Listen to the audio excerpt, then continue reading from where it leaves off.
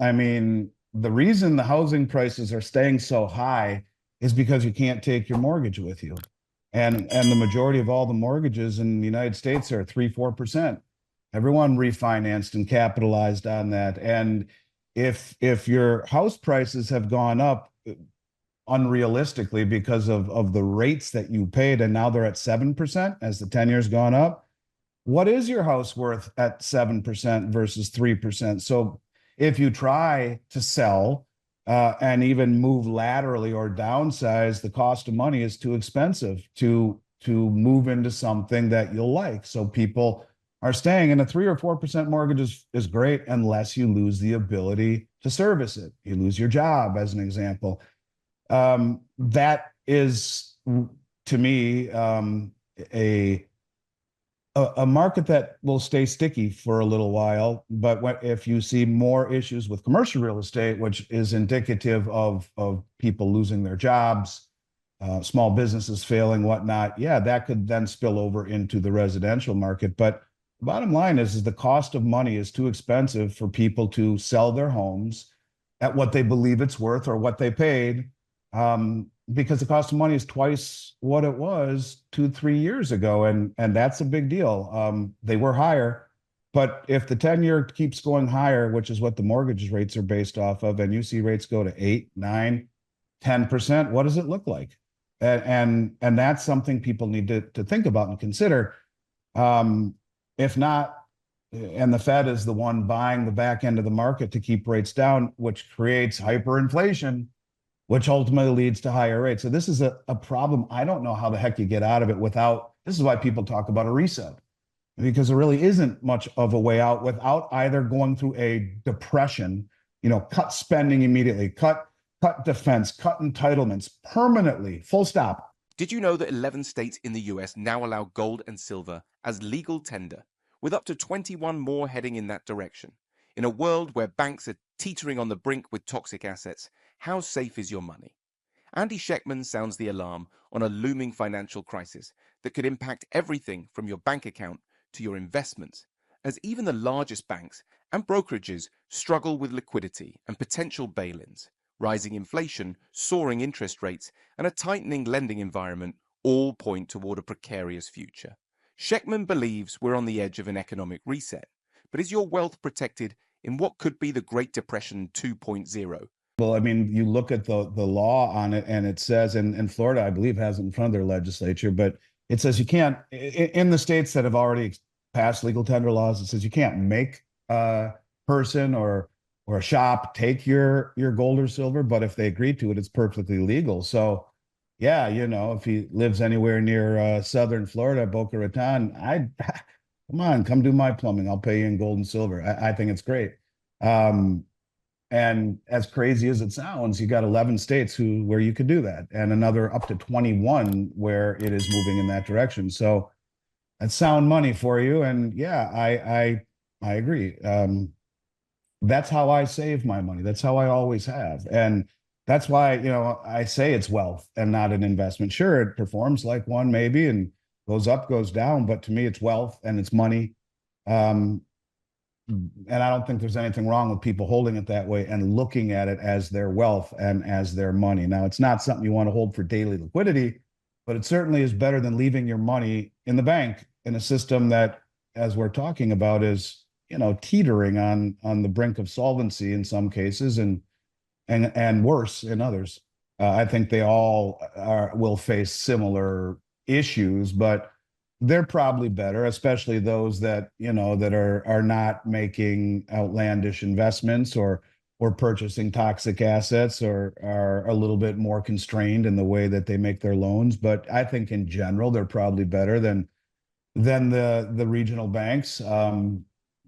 In general, yes. But I do think that they're not immune to the problems, especially, if the whole system goes down, or if we start to see a run on the banks, you'll see people pull their money out of all of the banks. And it gets to that point where the liquidity dries up so fast that the money comes out so fast that these banks are forced to sell their assets. And I would assume that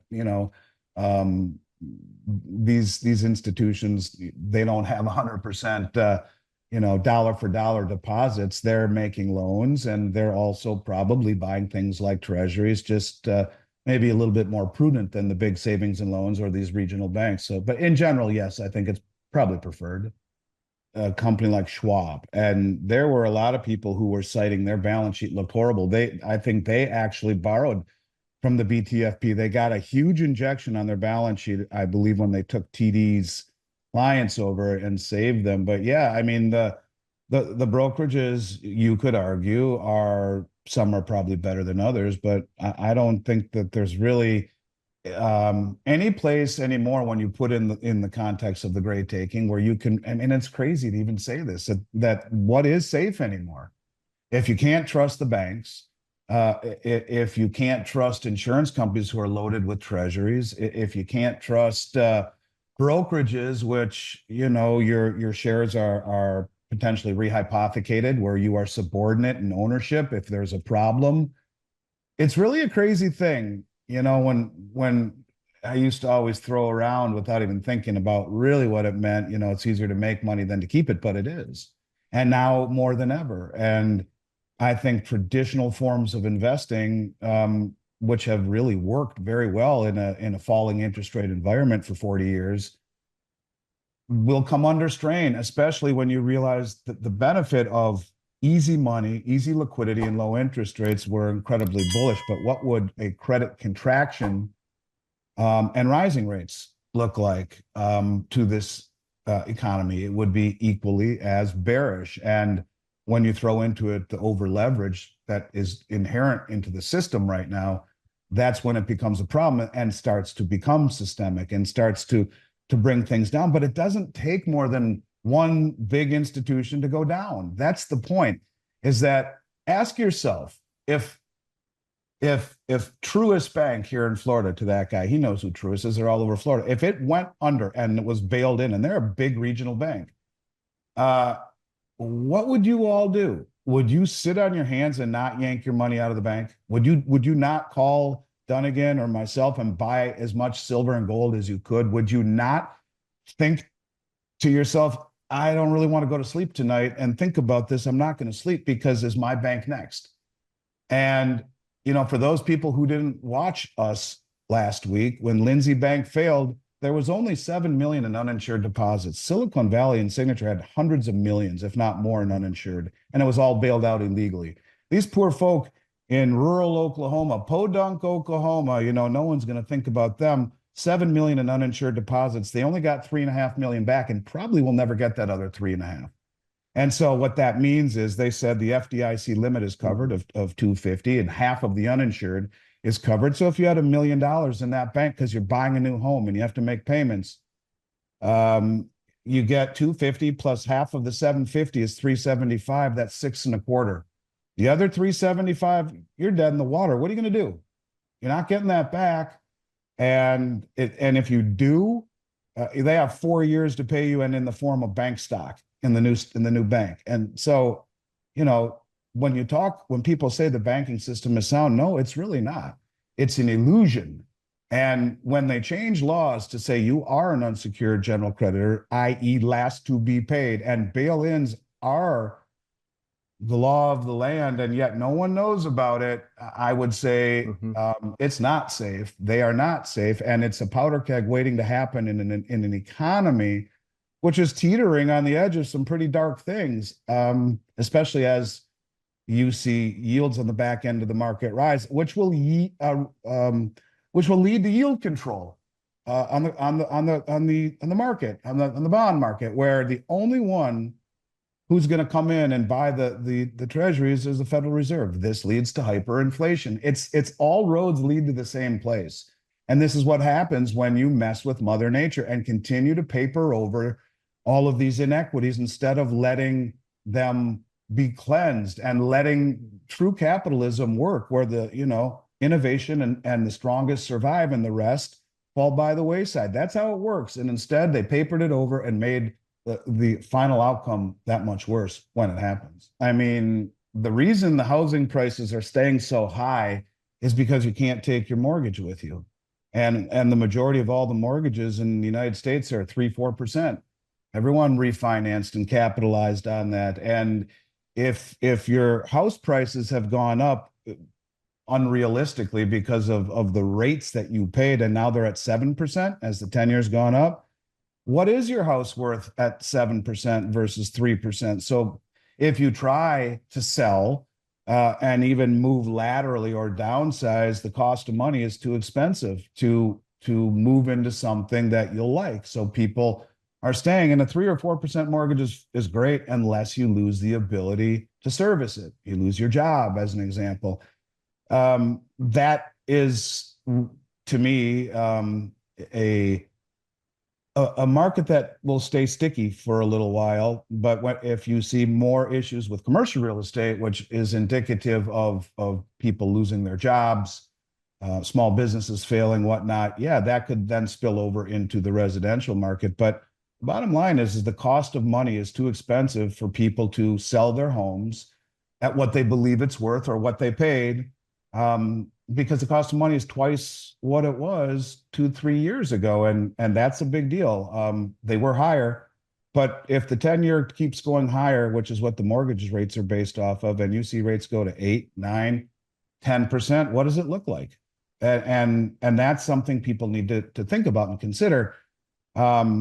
If not, and the Fed is the one buying the back end of the market to keep rates down, which creates hyperinflation, which ultimately leads to higher rates. So this is a problem. I don't know how the heck you get out of it without, this is why people talk about a reset, because there really isn't much of a way out without either going through a depression, cut spending immediately, cut defense, cut entitlements permanently, full stop, and deal with the Great Depression 2.0 meets the printing press, and deal with the pain for a few years, or you continue to paper it over until the whole thing blows up. And that's why, what's his name? The father of Austrian economics, Ludwig von Mises. Mises, said, Yeah.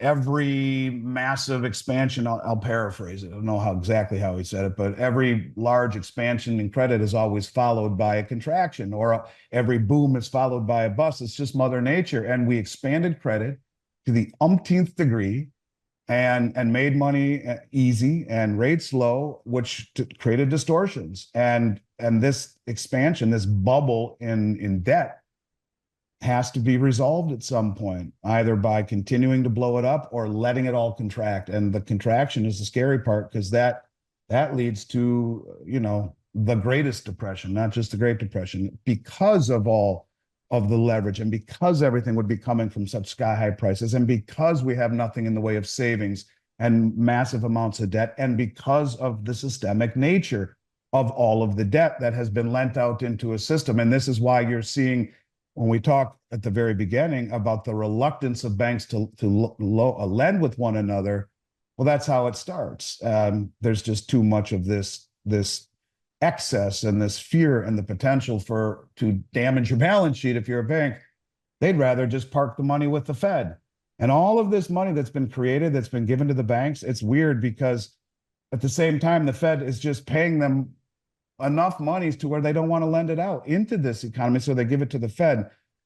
It's a weird environment right now, Dunnigan, and that's part of the reason why you hear people say there's a shortage of dollars, because all that money that was printed is holed up in reserve accounts at the Fed right now. It's very strange, but we haven't seen the end of the problems. In fact, I think they're just beginning, and probably right after the election. Now that you understand the serious risks in our banking system and the potential for an economic reset, the next step is to learn about how you can protect your assets in volatile times. So make sure to watch our next important video to dive even deeper into safeguarding your wealth. If you found this helpful, don't forget to like, comment, and subscribe to stay updated on everything you need to know in finance and economics. See you in the next video.